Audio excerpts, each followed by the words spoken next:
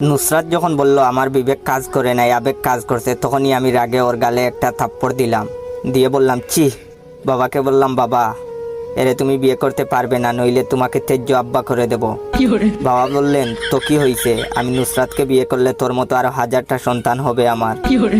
আমি অনেকটা কষ্ট পেলাম। তখনই নুসরাত বলল বাবাকে, সরি আঙ্কেল, আমি পারবো না আপনাকে বিয়ে করতে। আমি নুসরাতের কথা শুনে হাসতে হাসতে বললাম, ময়ে ময়ে ময়ে ময়ে। বাবা রাগ করে বাসায় চলে গেলেন। আমিও ভাবলাম, আমিও যদি এখানে থাকি তাইলে রেস্টুরেন্টের বিল আমাকে দিতে হবে, তাই এখান থেকে বের হয়ে গেলাম। বাসায় বসে বসে এফবিতে ঢুকছি।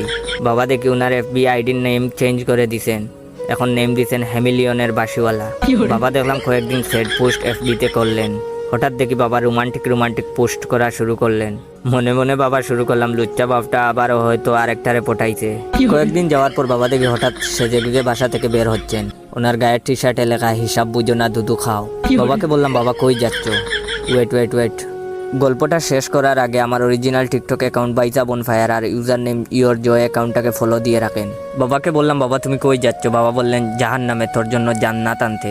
আমি ভাবলাম হয়তো রাগ করে বলছেন। আমি বাবাকে জিজ্ঞাসা করায়, আর একটা খুশি সংবাদ আপনাদেরকে বলতে ভুলে গেছি।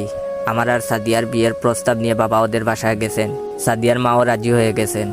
এখন শুধু আমাদের বিয়ে করার পালা। সারাদিন বাবার অপেক্ষা করলাম, বাবার কোনো খোঁজ নাই, বাসায়ও আসেন নাই। অনেক চিন্তা হচ্ছিল। ঠিক তখনই সাদিয়া কল দিয়ে বলল, ওই শুনছো, আজ সারাদিন ধরে মাকে খুঁজে পাচ্ছি না।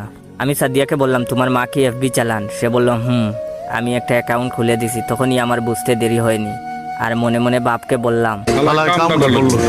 ভিডিওটা কেমন লাগলো অবশ্যই কমেন্ট করে জানাবেন। আর হ্যাঁ, বাবাকে নিয়ে আরেকটা পর্ব দেব কি? যদি আপনারা আরেকটা পর্ব চান, এই ভিডিওতে বেশি বেশি কমেন্ট, লাইক, শেয়ার করে দিবেন। ধন্যবাদ।